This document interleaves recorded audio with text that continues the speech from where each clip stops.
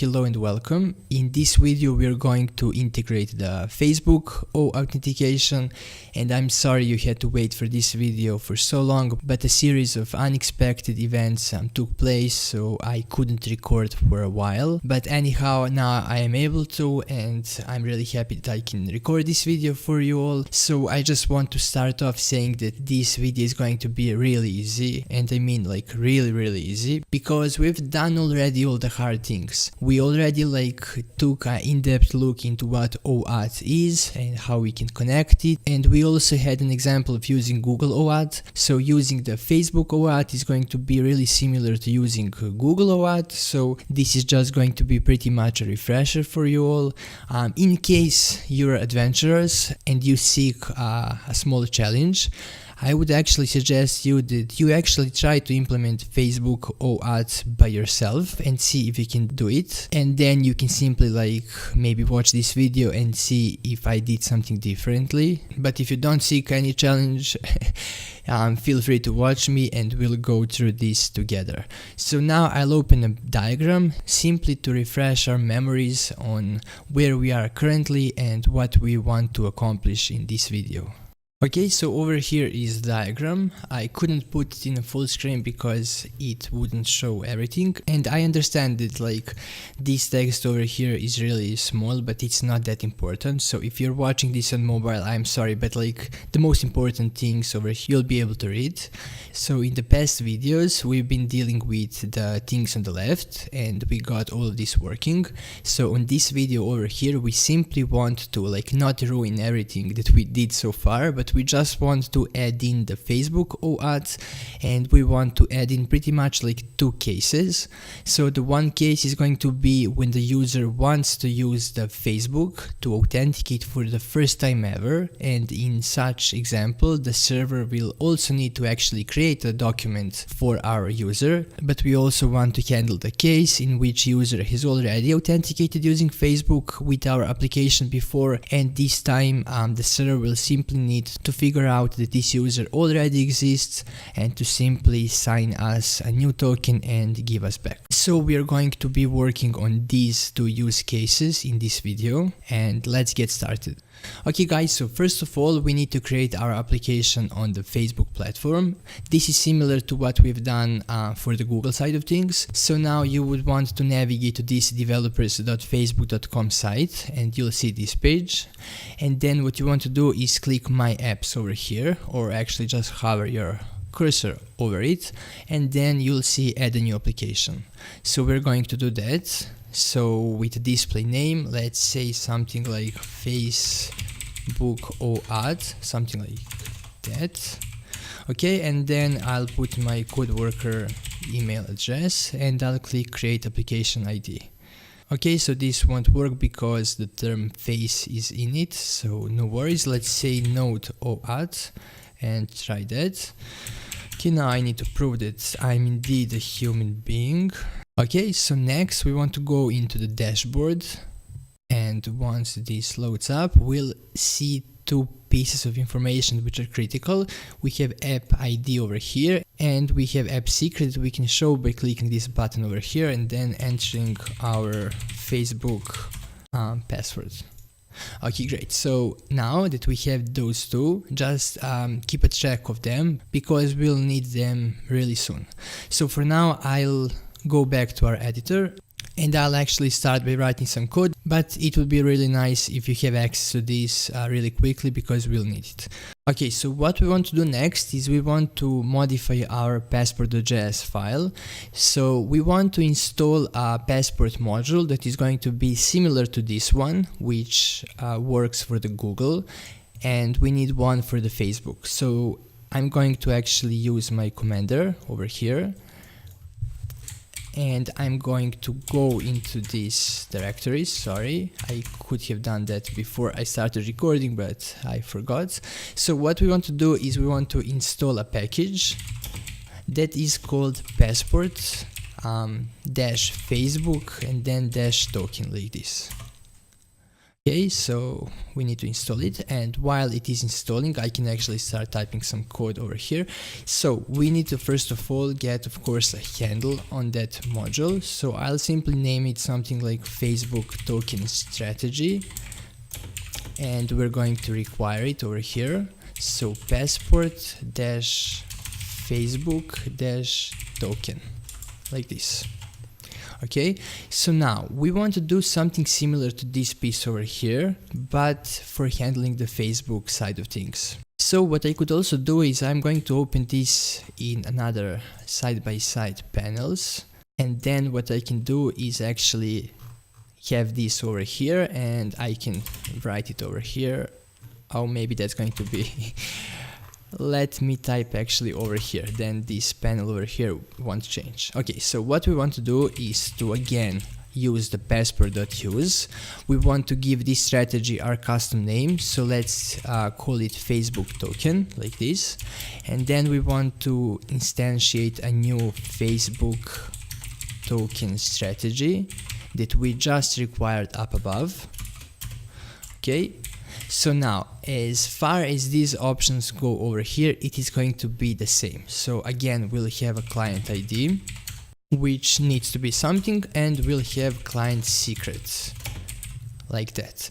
Now I'm going to create it as we did previously, so I'm going to say config OAuth Google client ID, and over here I'm going to say config OAuth Google client secret, but then of course I'm going to replace the Google with Facebook. Okay, and then we'll need to go to that file and change it, but we don't need to do it right away. So then we'll have a async callback function, and it is going to have absolutely same parameters. That's the reason why I told you it's going to be really easy once you've already done all of this work. Okay, and again we need try catch because of the async, so I'm going to say catch error, and then let's simply call done. Let's pass in the error false for the user object, and let's specify the error message over here. Okay, and over here for now let's simply console log those three things, so we can see what's going on as soon as we fire off some Postman request. So I'm going to type console.log profile, and then I'm going to simply specify profile like that. I'm going to make a copy of this. Okay, and then I'll simply change this to access token and this to the refresh token, like this. Okay, so now what we also need is we need to call this somewhere, otherwise we've done this for nothing. So I'm going to go back to the routes users file over here, and we pretty much want to have something similar to this, but this time for the Facebook side of things. So I'm going to type router.route, and we want /OAuth/Facebook. Okay, we want that to be post request, and we want to call passport.authenticate Facebook token. We want to specify the session to be false because we're using APIs and we don't want any sessions, and we also need to create some function that will handle this in our users controller. So for now let's simply call it over here like Facebook OAuth, and then let's be sure to create it actually. Okay, so I'm going to copy this name, and now I'll navigate to controllers users file over here, and then we have all of this. By the way, this console.log got here can be removed now, and what we want to do is to create this new function, which is going to be async request response next. Okay, and I'm going to put a comma over here, and simply for now, for now we can just say console.log got here, and then I'll remove it as I did with the previous one. Okay, so now before we can actually test this, we need right, let me show you. So over here, yes, we need client ID and client secret. Okay, so that is the reason why I told you that you would probably want this page to have open at all times. So I'm going to go to this configuration folder, and there is an index.js file over here, and now we need to create pretty much like replicate this, but for the Facebook side of things. So I'm going to say client ID over here and client secret like this. And then I'll open this and I'll just copy the application ID is going to be client ID, and the app secret is going to be client secret. By the way, I'm showing all of this to you because this is a learning project and I'm going to remove both of those applications from the corresponding platforms, but in reality you should never really show this to anyone, especially the client secret. Like this one you can tweet about, but this one please keep a secret. And what you will also want to do is preferably you would use something like process.environment and say like Facebook client secret, something like that, and then you would never even like push this to any Git repository, especially if it is a public one. And what you will simply do is you would set those environment variables to your local machine and to your production machine, say Amazon AWS or whatever you're using, and then you will be able to simply like pull and push and make updates, and you won't really be leaking this information anywhere.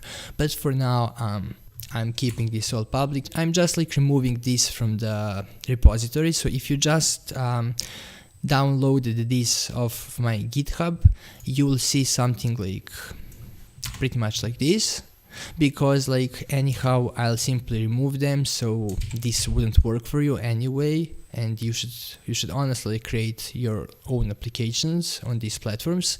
So in case you just pulled in a repository from GitHub that I linked in the description and something's not working, like please check this file and make sure that you fill this with your own information over here. Okay, so anyhow this is good now, and now what we want to do is to actually use a Postman and make a post request to this endpoint and see what's happening.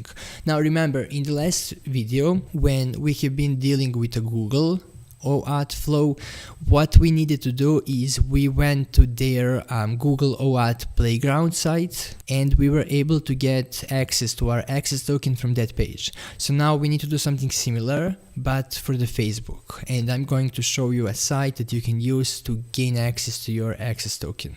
Okay, so you need to navigate to this URL over here, so developers.facebook.com/tools/access_token, and on this page you'll see like all of your applications, and I believe that by default the first time you run this page you'll see something like you need to grant permissions to see this token or something equivalent.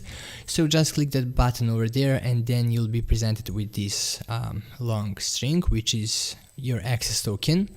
So then what we can do is, well, let's actually install all of our dependencies. So I'm just going to type yarn in this directory, okay, and then I'm going to start I'm going to type yarn start dev like this, okay, and also make sure that you're running a Mongo database behind the scenes.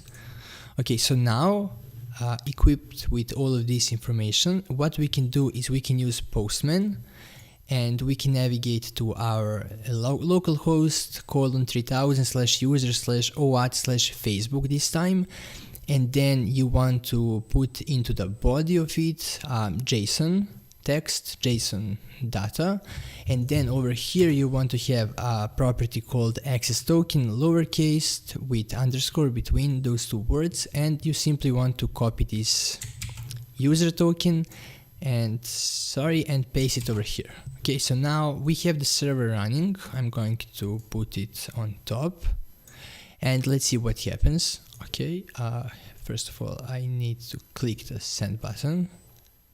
Okay, and what you can see over here is, if you remember, we've console log a bunch of things over here. So you see the profile, we get all of this. and the access token is this, and the refresh token is undefined because we're not using it as it was in the Google OAuth strategy. So it is really similar, as you can see right now, and like all of the data is in the same format pretty much. So if you take a look at the Google OAuth, we were able to access the Google's ID by using this profile object, and then we had a property called ID. Well, we have the same thing over here. So we have a profile object over here, and then we have ID over here, which is a Facebook ID this time.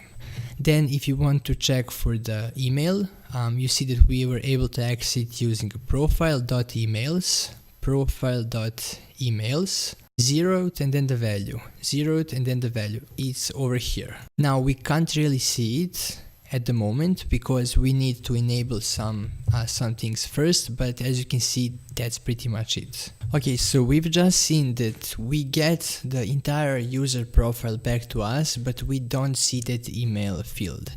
And this is and there is something that we need to do first of all before we're able to get a handle on our emails, at least in this like development scenario in which we are trying to use all sorts of different ways to gain access to access token. Remember, in the end, the front end, the React, will do all of this for us, and every user that wants to authenticate using these third-party solutions will actually see the pop-up, will be able to click like next and have listed all the permissions that our application requires from them.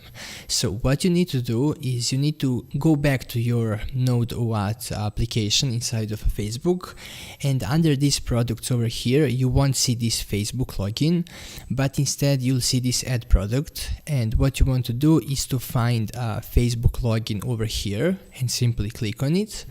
And then once you have it over here, you simply want to copy my settings. So we want these to say yes, and the other three of them to say no. And for now, just put a valid OAuth redirect URIs to be localhost :3000, and then click Save Changes. Next, simply review if everything is the same as over here. So what I did is I put the site over here, localhost 3000. Not sure if that makes any changes. And on the advanced settings, I believe I didn't change anything over here. So it's probably good as is. And over here, yeah, I don't think, yeah, I just like made this application to be live, and these are the approved items. Once you do that, what you need to do is to open this third site. Honestly, like, this is the hardest thing. So the hardest thing, in my opinion, when dealing with these OAuth flows, it's just like figuring out how you can gain access to those access tokens that already have set some permissions that you want, because like at the end it will be easy. Your React will actually present an option to your users, but right now, since we don't have React, we need to use tools like this. So you need to navigate to this site, developers.facebook.com/tools/explorer, and by default this Graph API Explorer will be opened. But what you want to do actually is click over here and select your application, so Node OAuth over here. Then once the page loads up, you want to click here Get Token and select Get User Access Token, and then you want to make sure that this email is selected. So simply select email and click Gain Access Token like this. Now you'll see the page that you'll see later on once we implement it on the front end. So you'll simply click Continue as your name over here, and that's it. So now this access token over here contains the permission of us being able to see my email. So now if I come back over here and I replace this string with this new access token, and I open this server, okay, let me start it again. So now I can click simply send, and we see the same thing, but now we see that the email is actually in here. So hopefully yours working right now as well. So what we want to do next is to simply see how everything is the same. So email is profile.emails first element.value, first element, dot value, so it's the same. So what we need to do now is pretty much do this, but for the Facebook flow this time. So again, I'm going to open it in a new panel over here, and I'm going to scroll over here, and let's simply do that. So we want to check if the user already exists in our database with that Facebook ID. So we'll simply await, if I can type, seems not, await user.find1, and then this time we want to check if the Facebook ID, remember in our database we have separate sub-objects for Facebook and Google. This time we're checking just the Facebook part, and if that is the same as profile.id, okay, and then if that is the case, what we want to do is to simply return done with no errors and that existing user over there. Next, if that wasn't the case and this is the first time user is authenticating with our application using Facebook, we want to create a new user, and we're doing that in exactly the same manner, but this time we want to specify that the method is Facebook, and inside of that Facebook sub-object we want to specify the ID to be equal to that of profile.id, and email is equal to that profile.emails 0 entry dot value, like this. Okay, next we simply want to wait for that change to take place, the change of saving a new user, and then we want to call the callback done with no errors and this new user as user. Okay, so I can save that right now. So the result of all of this is that now in our user.js, in our controllers file, in our Facebook OAuth over here, we can actually take a look and see what the request.user looks like. Okay, so now let me try it one more time. So this is our server over here, and here is the postman. Okay, so now if I click send, you see that not only do we see all of this, but this time we also see the request.user, and we see this new user over here. And in fact, if I open a RoboMongo, and if I actually make this not always on top, and I refresh our documents, our collection, we see now that we have this newest object over here. The method is Facebook, and this Facebook over here contains our Facebook ID and our email. Okay, so it is going pretty great right now. You can see that our request still hangs, and that's perfectly fine because, as you can see over here, we didn't reply to our client. So what we want to do is to pretty much like copy and paste this, because what we want to do is to exchange that request.user for a token, and then to actually send token down to our client over here. So now with that changed, if I now open this and this one more time, as soon as I click send, I should be getting here a new JWT token. So let's test it out. So I click send, and first of all, sorry, but let me actually remove all of this. So right now we are testing the scenario in which user wants to use Facebook OAuth for authenticating, but it is the first time ever user tried it. So I'm going to click send, and tada, we're seeing this JWT token over here, and we actually got a new document in our collection as such. Now let us actually test whether we can use this token and access our secret resource endpoint. So remember, like, we have this secret over here, which is only able to get accessed if the passport figures out that JWT token is valid one. So now if I try this and I actually replace all of this with a new JWT token that I just received, we see the resource. If I, however, change something, we see unauthorized. So that is working great. Now let us test a scenario in which user already exists, like it does currently, but user wanted to log in using Facebook, say like after visiting our application for like a second or nth time. So everything will be the same. I click send. This time I still get a JWT token and no new documents have been created.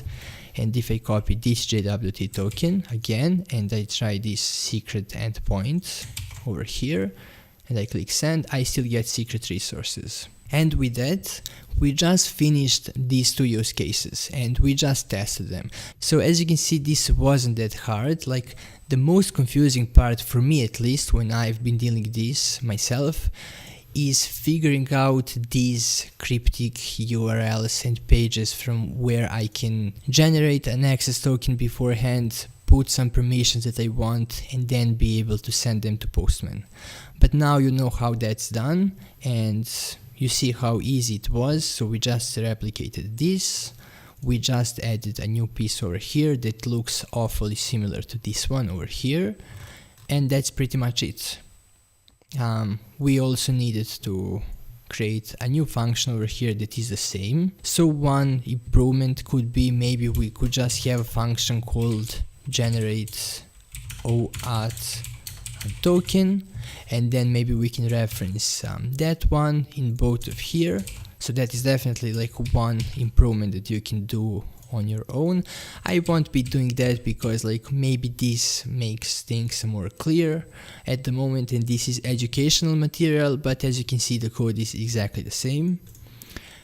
And that's it for this video. I hope you enjoyed this one. If you like this video, please give it a like. I hope I'll see you in the next video in which we're going to tackle the React and the front end side of things.